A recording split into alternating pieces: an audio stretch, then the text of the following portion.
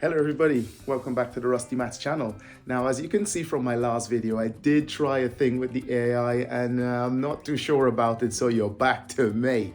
Anyway, in this video we're going to talk about the circumference of a circle.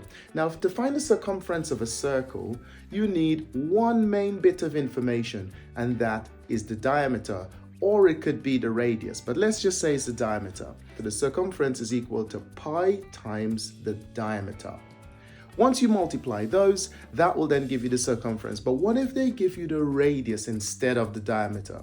We know that the radius starts from the center and goes to the circumference, but did you know that the diameter is double the radius? So if you're given radius, double it and then multiply it by pi.